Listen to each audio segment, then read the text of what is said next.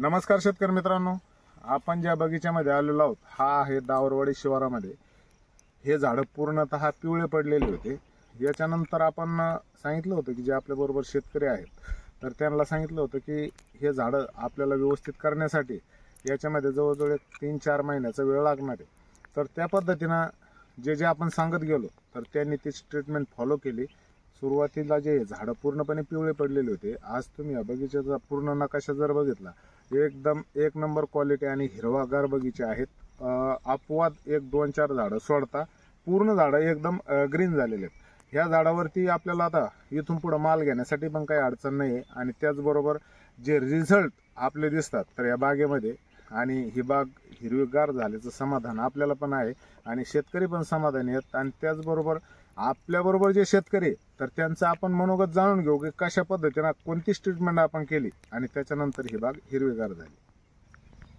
तर नमस्कार शेतकरी मित्रांनो, माझं नाव सुदर्शन सरोदे, गाव दावरवाडी, तालुका पैठण, जिल्हा संभाजीनगर।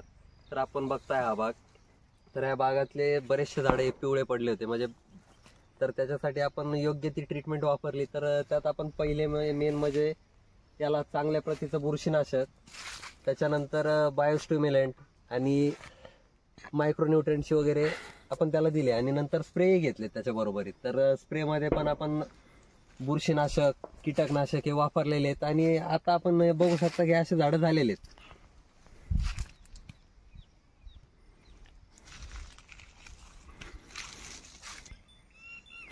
नेमकं ह्या झाडाला आपण जी ट्रीटमेंट केली तर त्याच्यामध्ये प्रामुख्याने मुळीवरती असेल किंवा जे झाड पिवळं पडलेलं आहे तर याच्यावरती कशा पद्धतीने कार्य केल्यानंतर ही झाडं हिरवीगार झाली। यात तर आपण तुम्हाला सांगितल्याप्रमाणे आता पहिले मेन म्हणजे आपण बुरशीनाशक वापरलंय, त्याच्यानंतर आपण मायक्रोरायझा आणि ह्युमिक सेकंड ड्रिंचिंग हे एक 8 ते 10 दिवसाचा गॅप ठेवून दिलेली। त्याच्यानंतर आपण बायोस्टिम्युलंट चांगल्या कंपनीचं म्हणजे इसाबियन आपण वापरलं होतं। त्याच्यानंतर एक 8 दिवस गॅप ठेवून त्याच्यानंतर आपण आपलं वॉटर सोल्युबल मध्ये 19-19, 13-40-13 किंवा 12-61 असे आपण वापरलेत।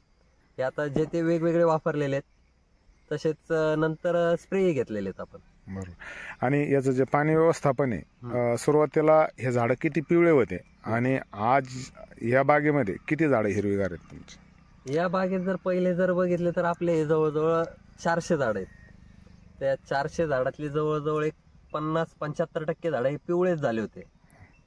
तर ते आता जर बघितलं तर त्याच्यातले एक 10 ते म्हणजे 10 पण जास्त होईल की एक मोजके झाड असे आहेत की ते पिवळे आहेत पण ते पण कव्हर होत आहेत आता। पण बाकीचा सगळा भाग आता काळोखीवर आलेला आहे। एकंदरीत कृषी गाथाच्या नियोजनावर तुम्ही खुश आहात का? हो,